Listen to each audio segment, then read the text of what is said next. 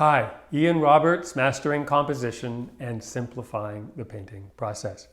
So last week, I took a photograph and analyzed it for compositional structure, then did a drawing of it.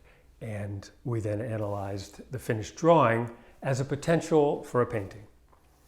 And I asked, would that be interesting going forward? And a lot of people said they'd like to see it again. So I'm going to do another landscape this week, analyze it in advance, do the drawing, analyze the drawing afterward. And the advantage to this, although you might not do, certainly in a plein air situation, you haven't got time necessarily to do that kind of drawing. But in the studio, you could take an hour or two to do a drawing like that and you'll know what's going to happen and what you can strip away and what you can simplify. So you're not just putting a canvas up and wailing away and halfway through realizing, oh my God, I hadn't thought of that. And there's no way to dig your way out of it. So it's kind of a really useful structure to kind of think about in advance of making studio paintings. So I hope you find it helpful. This is a photo I took a number of years ago in the Brecon Beacons in Wales.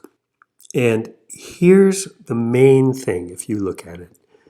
There's a big motion going to here. That's the main compositional idea. You could crop it, say here, and come in on the same thing, but what you lose is the momentum of these shapes pushing us in. And I like the idea, say if these are the thirds, I like the idea that the place I want you to go is way over here, not just on the third, but cranked a little further. So I really like the shape of this taking us in, this bringing us down to here, to where the center of interest is, horizon line sort of across here. That's the basic structure of how I am orchestrating the composition. So what I'll do is I'll simplify this stuff up here. I'll get rid of that.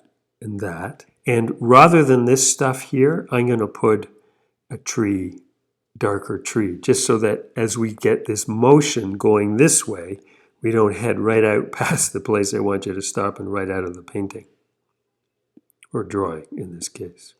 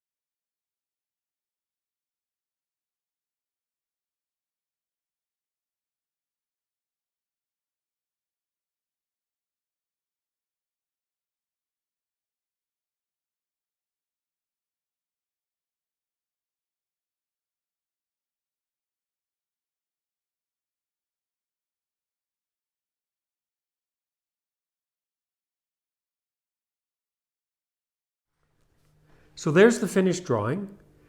And in terms of our plan, I had a horizon line, this line, this line, this line, with the intention of bringing us to the bridge. And then rather than getting pulled right out, we've got a tree here, a dark, that sort of stops us.